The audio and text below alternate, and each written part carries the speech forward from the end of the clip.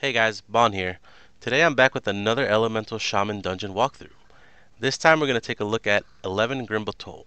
I'm going to be covering my thought process and how I use my CDs and my defensives both on trash and bosses. If you like videos like this, don't forget to like and subscribe, and let me know in the comments what dungeons I should walk through next. So let's get this started. Okay, so Batol seems to be one of the more difficult dungeons this season, at least according to Raider.io. It's the lowest time per key level compared to the other dungeons. I think there's only one or two plus 12s currently timed. So on this very first pool, the first thing you want to do is put this Earth Collar on your focus. That's going to be your focus kick, and kick any spells that it does. It casts a very dangerous spell called Mass Tremor, which AoEs everyone and could potentially kill you depending on your eye level and key level. So make sure you keep that kicked.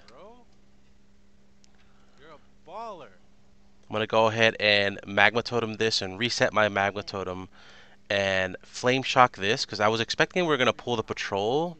There was a Patrol over here that kind of comes in, and ideally you pull that in Lust, but my tank says it's a little bit more difficult to do that as a Prot Warrior than when he was a VDH. You could just silence that in. So we're just going to go ahead and start with this group, right? So we're going to get this kicked in. We're going to Lust, P-Wave the Destroyer, make sure you have all your Flame Shocks up.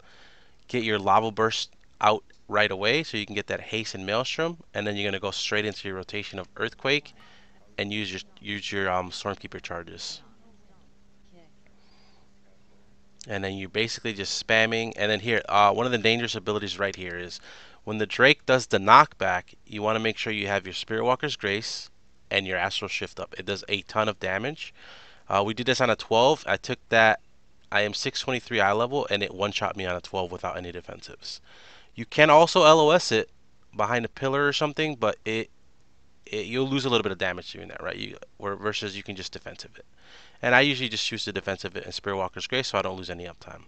If you start to get shot off the platform, don't forget to use your Gust of Wind to get back on. Alright, so you're basically just Chain Lightning on cooldown until you have enough for Earthquake. Then you go ahead and drop your Earthquake. You want to Tempest your high prio mobs, and every time after Tempest, you want to use both your free Chain Lightnings that you get from it that are instant and do extra damage. And try not to Tempest a mob that already has Lightning Rod on it unless it's about to run out. So you're basically juggling your Lightning Rods. Earthquake, if you Earthquake a mob, it'll put Lightning Rod on it. If you Earthquake that same mob that has Lightning Rod, it'll spread to a different mob. So it's not as important in this dungeon. There's not a lot of insignificant little mobs like spiders and City of Threads that it can spread to. So it's okay if you just want to target one prio mob and just Earthquake and chain off that. That's perfectly fine. Just watch where you Tempest so you can spread your Lightning Rod off Tempest. You want to go ahead and grab these orbs on this Affix so the mobs don't get buffed. If the orbs touch the mobs, they get 10% damage per orb. Again, you focus focus one of the casters and get them on kick. And let's pull this back and just see kind of like what my my opening rotation is. So I know this is going to be like a bigger than normal pool. So I'm probably going to get like a Magma Totem here and then try to P-Wave Flame Shock while my tank is gathering. I could reset and double Magma Totem, which is nice because you don't want to start Chain Lightning right off the bat and potentially rip aggro from your tank. So I put this caster on focus, I Magma Totem, go ahead and Flame Shock that and P-Wave a second person. So I have 5 Flame Shocks, and that's more than enough to get going, to get into your rotation. Get your Lava Burst off, start with Earthquakes and spam your Chain Lightnings and Stormkeepers. And you want to alternate your Earthquake with Stormkeeper, right? So ideally it's like Stormkeeper charge, Earthquake, Stormkeeper charge, Earthquake. Because every time you Earthquake, you get a Surge of Power, which makes your Chain Lightning hit one additional target, right? And of course you're weaving Tempest in there in between and using those free Chain Lightning procs off Tempest. This is big damage for us here, so this is good. The good thing about Ellie is we have... one thing I want to cover here before I go is if you're an Elemental Shaman, before you get on a Drake, you want to dismiss both of your Elementals. If you do not dismiss them, it will bug out your pet bar and you won't be able to do Drake damage. So if you have your main Ellie up, you dismiss him that way, and then when he spawns the second one, you want to dismiss him as well, and then you want to get on the Drake.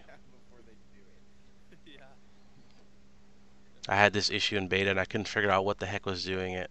Ideally, you want to take out that patrol with the dragon here.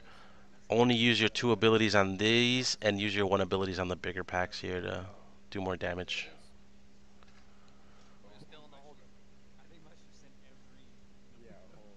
El maestro. Padding on the fucking drakes, bro. You see, our group likes to have a good time. I just spam your 2. You only have 5 charges of your 1 ability, so use those on the biggest packs. Make sure this Drake dies, because drakes are annoying and harder to deal with. And also, ideally, we usually pull this pack in between that big pack we just did. It's actually a very good idea. I put it on focus so I can try to kick it. And we're going to have a very dangerous pool here that we like to do. We tried this on a 12 and we ended up dying. So we're going to rethink our strategy here on this. I'm not sure if it's worth it. But what I do in this pool is, again, Magma Totem, reset Magma Totem. I actually didn't even drop my second Magma Totem. So slight misplay, but that's okay. I still have 5 Flame Shocks instead of 6. No big deal. And we're going to target the Destroyer. And be very careful if you guys do this pool, because you don't want to get knocked off the platform, right? And then you can see, you can follow my action bars here, right? Chain Lightning Quake, Chain Lightning Quake. Relatively simple, soak some orbs. You see me hit my defensive right there on that knockback and my Spirit Walker's Grace, so I don't lose any uptime. On 12, you'll likely get 2, maybe even 3. 3 knockbacks on the Drake. And then we found out that this caster has like a 100-yard range on his kicks, which is insane. So we have to go back and get him. It's kind of like almost infinite range. Like, we're so far away. So the rest of this trash should be dead. And we're going to get straight to the first boss. This guy has a little bit of health. We're going to kill him. First boss is General Umbriss. This boss is not super dangerous. There's nothing that can straight up kill you. So don't worry about using like defensives here. Outside of like Astral Shift, since Astral Shift is off the global cooldown, you won't lose any damage hitting it. You don't really need Bulwark Totem. That does take up a global and that'll do less damage. So yeah, just Astral Shift whenever he gives you that circle. So here's my opening rotation, right? I drop my Storm Ellie and I'm gonna P-Wave them and cast Stormkeeper because we want to get them all on cooldown. Now I don't have enough Maelstrom to combo him with Earthshock, Stormkeeper, Earthshock, Stormkeeper, but I still like to buff my Stormkeeper charges. So I'm likely going to Lava Burst, use 1 charge, and Lava Burst, use another charge. Or Lava Burst, use 1 charge, Lava Burst, Earthshock, if I have enough, and then use your second charge. So you'll see me Stormkeeper, Lava Burst, use my first charge, Lava Burst, I'm probably going to Earthshock, and then use my second charge. And ideally, save your Gust of Wind and your Spirit Walker's Grace only for these like breaths, right? You want to get to the safe spot. This circle here will always knock you forward the direction you're facing. So put them in good spots so you don't consume like your area, because it's going to put up area of denial. You don't want to eat up your whole safe spots. And save your Spirit Walkers for movements like here. Here I don't need to use Spirit Walkers, so I'm straight up just saving it for a big move. Now my next P wave came up. Ideally, you shoot out your P wave and don't hardcast Lava Burst anymore, because it's just a loss. It's a DPS loss. It's better to just spam Lightning Bolt and wait for the free instant Lava Burst and use that instead. Also, you want to monitor your free Stormkeeper charge. You can see here above my Stormkeeper, there's a 1. That means that is coming up. I'm getting a free Stormkeeper charge, and ideally, I Earthshock and follow that with my Stormkeeper charge. So we'll see if I do that correctly here. I do Earthshock and I use it on my Stormkeeper charge, because after you Earthshock, you get 2 free Elemental Overloads on your Lightning Bolt. Here I'm likely going to Spirit Walker's Grace and move. Hopefully, there I go.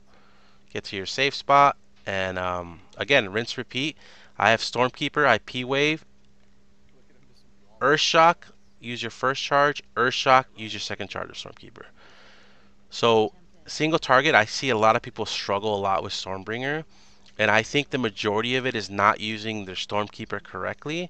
So try to stay at like 80 to 100 Maelstrom if you can, okay? Because at around 90 to 100 Maelstrom, I'm sorry, 90 to 100 Maelstrom, you have enough to Earthshock, and use your first charge of Stormkeeper, and then Earthshock again and use your second charge. And that's a lot of damage. Like here I have 3 charges coming up, so I have 3 charges. I try to get them all buffed. Earthshock, use my first charge. Earthshock, use my second charge, and I'm probably gonna just send my third charge. I didn't have enough. I think I should have lava bursted Earthshock and then use my final charge. Because you can get 3 charges of Stormkeeper now, and ideally you want like 140, 150 Maelstrom to buff all of them, and that would be big damage. But you can see here that my single target damage is not bad. You shouldn't be super low as Stormbringer. The main thing is keep, like, always be casting, right? Never have any downtime. If you're moving, use your instants. There's a Stormkeeper combo. I'm probably gonna hardcast Lava Burst Earthshock just to buff it. And this third charge I have to send Natty. And sometimes that's okay. You might have to send your one of your Stormkeeper charges without anything. Just get those on cooldown. Because every time you lightning bolt, you're gonna reduce the CD by them and get it back faster.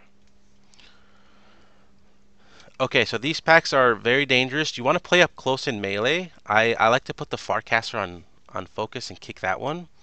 And you're going to open with Magma Totem into P-Wave just to get Flame Shock on all of them. And same combo as AoE. And they have a spell called Sear Mind, which stuns you. But if you're in melee as Ellie, you can use your Thunderstorm and break yourself out, which is why it's kind of nice to be in melee.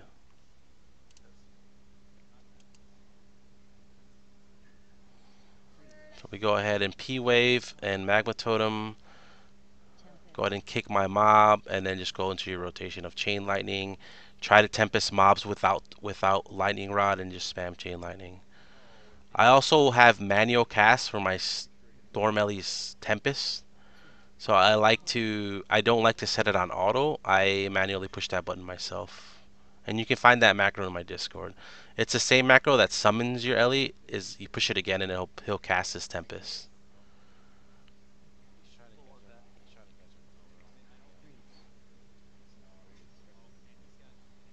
We're going to go straight into this next giant pack and then try to avoid the boss by hugging the outside here.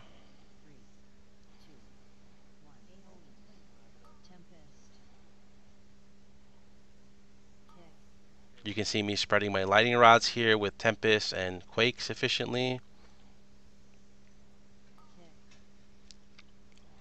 And lightning rod spread is more like advanced tactics, so don't worry if you don't want to do that right now. You can just straight up target the giant and just spam earthquakes and lightning and tempest on the giant. That's okay too. The the amount that you gain off the lightning rod spread is like not big enough to really like impact your overall like massively, right? Just like minor optimization. So like here I could actually in theory just stay on the giant and just keep quaking and chaining off the giant, and if I proc Tempest I can just Tempest off the giant. That's perfectly okay. You'll still do good damage. Just don't forget that after you Tempest in AoE you get 2 free Chain Lightnings, alright? You want to make sure you use them before Tempesting again. Get your kicks, get your knocks. Usually my healer does his cap first and then his knock, and then we do beam, and then if we need my rotation then mine goes in afterwards.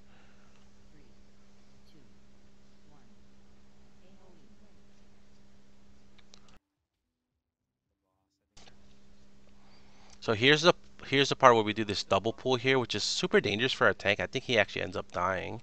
So I Magma Totem once and I Magma Totem another pack and get my 6 Flame Shocks up. And I drop my Ellie, and as my Lightning Ellie drops, my tank dies. So I have to summon my Earth Ellie to keep us alive. I'm trying to dodge these, and I summon Earth Ellie. We actually res him, but just summoning that Earth Ellie makes you lose tons of damage, right? Because your Storm Ellie's now gone. None of these are grouped. The boss is coming, so I gotta like jump back in to make sure we don't aggro him. And then we're getting our kicks. I dropped the cap earlier, and then just keep these all CC'd, right? Do a knock there just to give my tank breathing room, because he just got res. You know, everything is chaotic, and we're in survival mode right now. But luckily we end up clutching it out, and then we're gonna go chase down the boss. Because usually we pull the boss in with that, like as he's padding back, but you know everything went down. But you gotta adjust. Okay, so Forgemaster Throngus. There's a couple dangerous points in this fight. You can see here his first ability is going to be his AoE to the whole group, and this ability is no joke, especially once you start getting to 12. But ideally, you don't want a defensive just that ability. And he has another one where he frontals, so you want to bait that away from any potential area that you're going, because it does spread and does grow, so you want to be careful. The danger point of this fight is when you have this AoE happening and you get a dot. That dot ticks you and you drop a puddle, so you want to make sure you save your shift and your bulwark totem for those specific situations. And let's see if I actually get one of them. This boss is dangerous. There it is, right? Molten Spark. So I get a debuff. You can see this, my weak arrows here. It's also my debuff. You can see me astral shifting because I'm going to get this dot, and he's about to AoE in 1.5 seconds. So I move to the side to drop this with the boomy, and then I wall. And you can see me taking less damage because I walled. And again, the single target rotation is the same as the last boss, right? You want a P-Wave, but try not to Lava Burst unless you have a proc up. Try not to hard cast it. And then if you have a Lava Burst proc, you don't use them unless you have P-Wave, right? Unless you're moving. And you can see me here about to get a proc. Storm Ellie on CD. I get a proc and I have to dodge this with Gust, and I send my Lava Burst because I'm moving and I can't hard cast lightning bolt while I'm moving, right? So again, P-Wave, send Lava Burst with a proc. And then here I'm pulling Maelstrom just for these 2 charges of Stormkeeper. And that way you can Earthshock, Stormkeeper, Earthshock, Stormkeeper. And you can see my single target damage is not bad. Like, Stormkeeper is not as bad as people think it is for single target. Like, see my Astral Shift because he's AoEing while I have that dot that drops. So it's like, that's the only time you can die. So definitely save your shift for that overlap. This boss just gets melted, which is awesome. We do very good damage. Frosty K just ascends to the heavens. Frosty K is very meta right now. Very strong class. Their AoE is fantastic, and their single target is also great. Now we have Lust, and we're going into one of our bigger pools of the dungeon. And I look at the Boomy trying to sneak it there to the front. Don't trust Boomkins, guys. Like they're always like, oh, we have low damage, but these guys are very good in keys right now. All right, so if you notice here, I have 2 Tempest charges with 4 seconds left, right? It's like I don't want to waste these. So I'm going to try to get these off while my tank is gathering. So I target one mob, I Tempest, and I target another, and I Tempest. And that just gives me like, boom, like a big 9 million damage burst just right off the bat. So I have like 1 second before I have to use them, which is great. And then I'm going to go ahead and Magma Totem, Storm Ellie, P-Wave.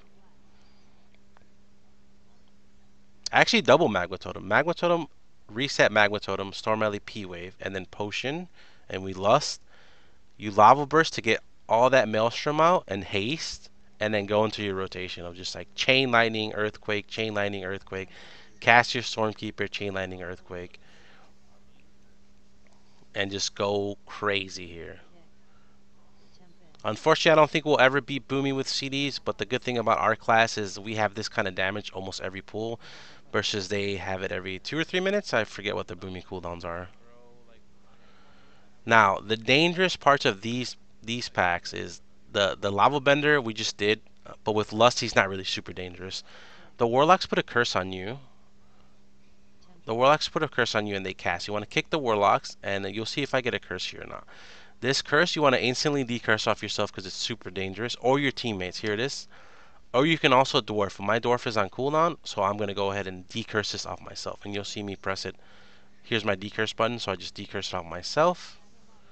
And dodge any frontals.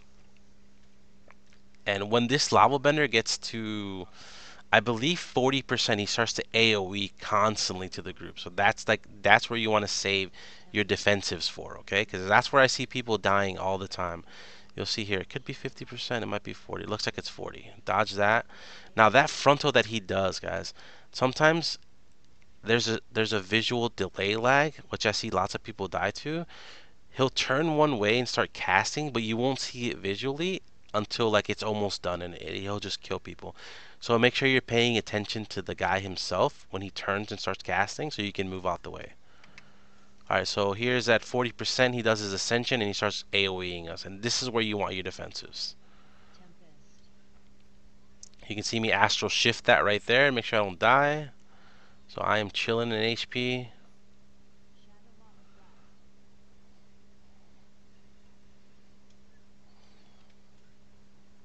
Next pack should be these three with the patrol, but I believe the patrol's too far away, so I think we end up just doing these until we can get the patrol. I put one of the beguilers on focus, so I can go ahead and kick that. And then just your normal rotation. I'm just spreading spreading lightning rod and flame shock to all three of them.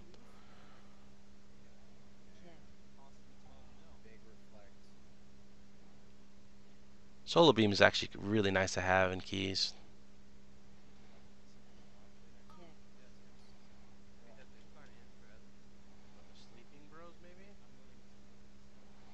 Alright, so we end up getting the sleeping guys. So I want to open up with Magma Totem, Flame Shock, P-Wave because I'm getting into position. Get your Lava Burst and start quaking. Chain Lightning Quake, get your Tempest out. And then get your Stormkeeper out. That I instantly, you saw I got the curse. I just dwarfed it off because you don't want to keep that curse on yourself. Make sure you decurse yourself or dwarf it off. It's going to be very, very dangerous to have that curse on you. And that's recently been nerfed. The Warlocks used to put up 2 curses. Now they only do 1. Again, Magma Totem, P-Wave. Make sure I got maximum Flame Shocks. Lava Burst into Quake. And then Chain Lightning Quake. And then Tempest rotation. Just to... You see me Tempest the last mob here. Just to cycle through my Lightning Rods appropriately.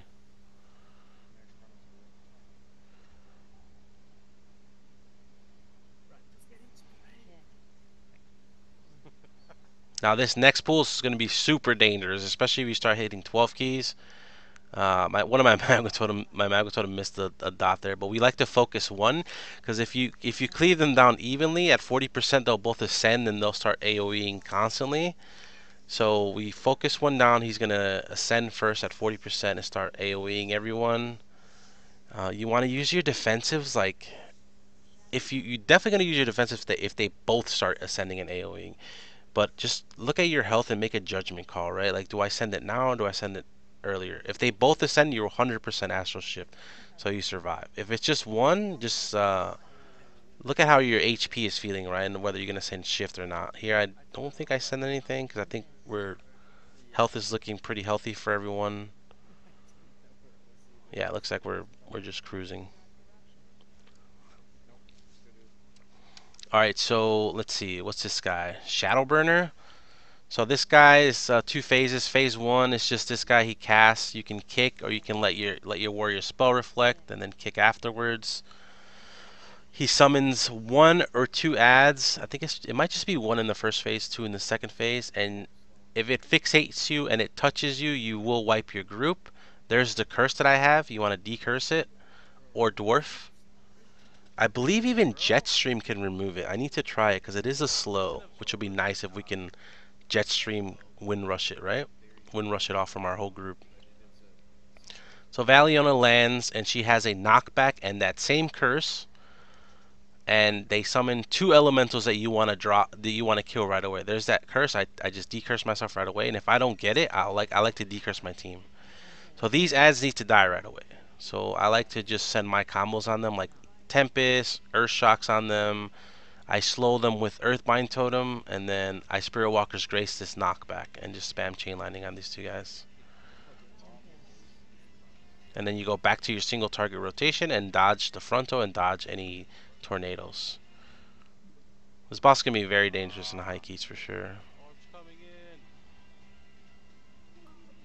Decurse myself. Here they both spawn on the boss. So I get the Chain Lightning here, Magma Totem. I try to P-Wave all of them so I can Lava Burst. And I believe I start dropping Earthquakes because it's nice because all 3 of them are stacked and they're going to die pretty easily. You can see that mob fixates on me. If I were to touch that mob, it blows us all up and we die. So if you're a Death Knight, try not to do grabby hands because if it fixates you or someone else in melee, you'll kill your whole group. And if you're a Shaman, definitely like let your team know there's a decurse myself. Let your team know that I'm slowing this one, alright? So I usually tell my team, hey, I'm slowing the one behind us. I drop Earthbind Totem, so it's automatically slowed. And I like to Magma Totem if one spawns on the boss, and then P-Wave the third. And then go ahead and Lava Burst just to get that extra haste and burst. Spirit Walker's Grace is really nice during the knockback so you don't lose any uptime. And as far as your defensives go, they're not much. I don't need them really. I don't feel in danger on 11s. So send them on the knockback. The knockback seems to hurt the most since we can decurse this spell. We just decurse that and send your Astral Shift and your Bulwark on the knockbacks. That's what you want a defensive on this boss. Here I'm probably going to try to Earthquake and spread Flame Shock somehow. Yeah, drop an Earthquake on the boss, let him run through. Make sure I'm not landing in any tornadoes because that's what you can die to, right? Don't get knocked into any tornadoes. And Valiona dies at 50%. Or she leaves at 50% and the boss comes back with no health and he just dies. So this next pack has 6 mobs, so I like to Magma Totem, reset Magma Totem. And then go into your P-Wave, Stormkeeper rotation. Get your Storm Ellie down.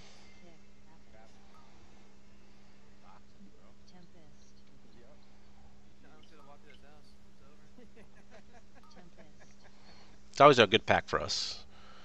So as long as you remember that the last boss dies at 50%, you can save your Stormkeeper and Storm Ellie for the next pack. You can see we have a lot of percent. We try to skip the dragon, but I think Big Boomy Butt pulls it. Oh no, somebody else does. Oh, Misty. Death Knight ran way too wide.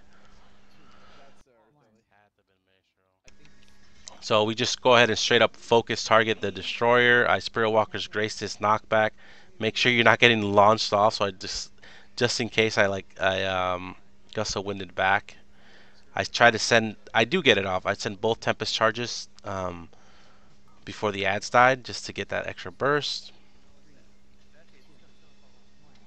And yeah, the only thing dangerous about the destroyer is a knockback. You can see me here probably line it because I'm just close. So why not? Line of sight. Take less damage, your healer will love you.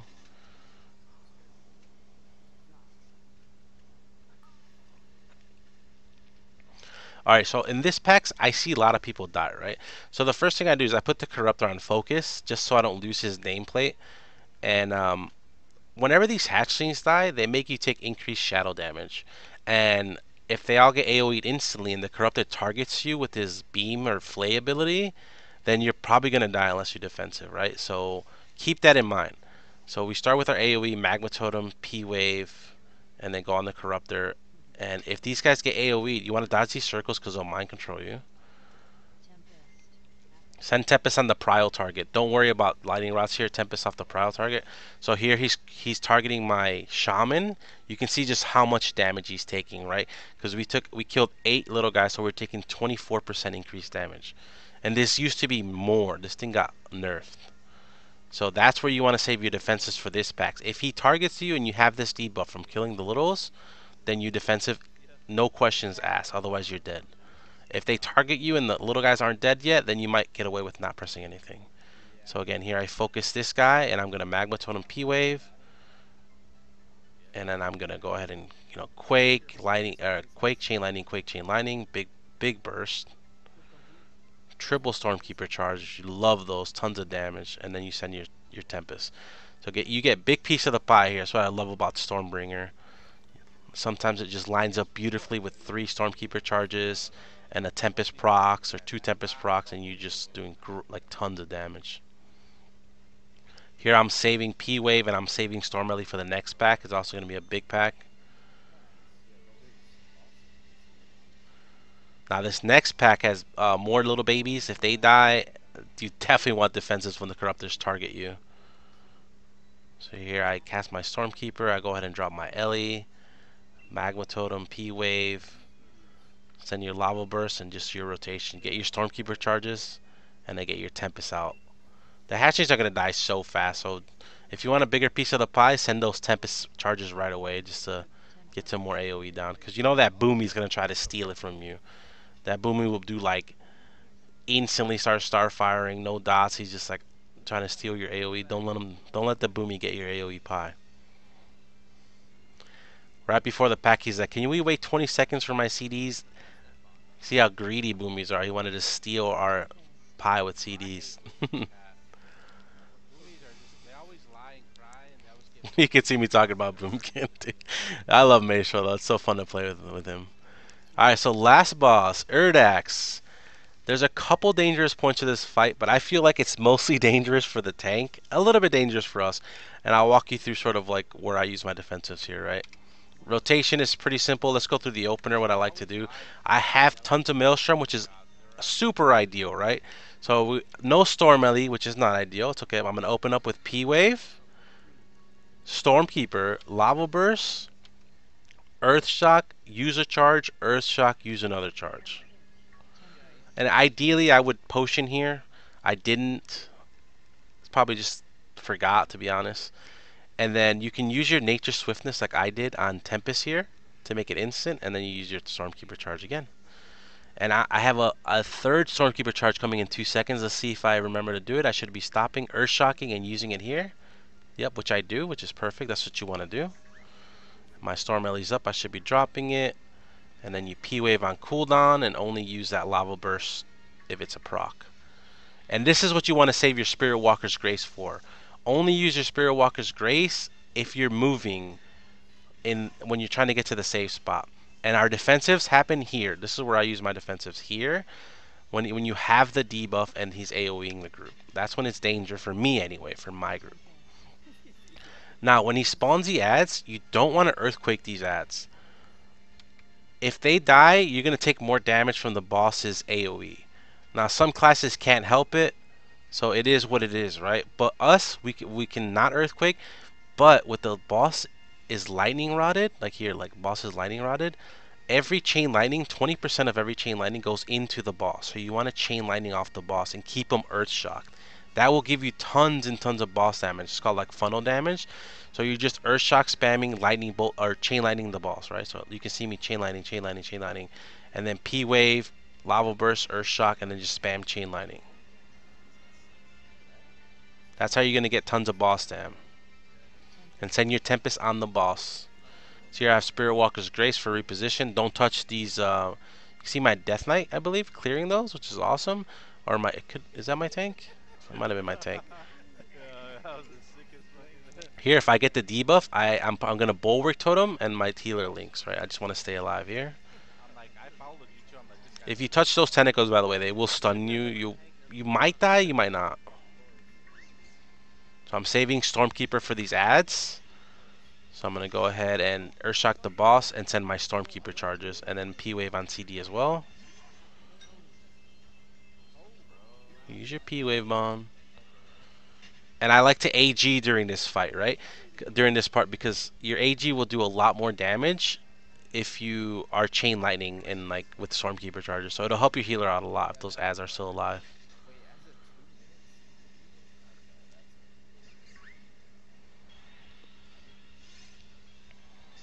Here we go. If I get this debuff, I'm on Astral Shift, which I do, which is awesome. So keep you alive. I feel like this is the more dangerous part. You see Maestro, the booming going down, of course. He didn't have Barkskin, so it's probably not his fault. And then we finish this off with spamming Chain Lightning. You can even use Nature Swiftness on Chain Lightning. I like to Nature Swiftness Tempest, and I like to Nature Swiftness Chain Lightning. Both are very good options. And that's the end of the run, guys. So, I mean, if you want to see more videos like this, definitely comment what dungeon I should do next. Thank you for watching.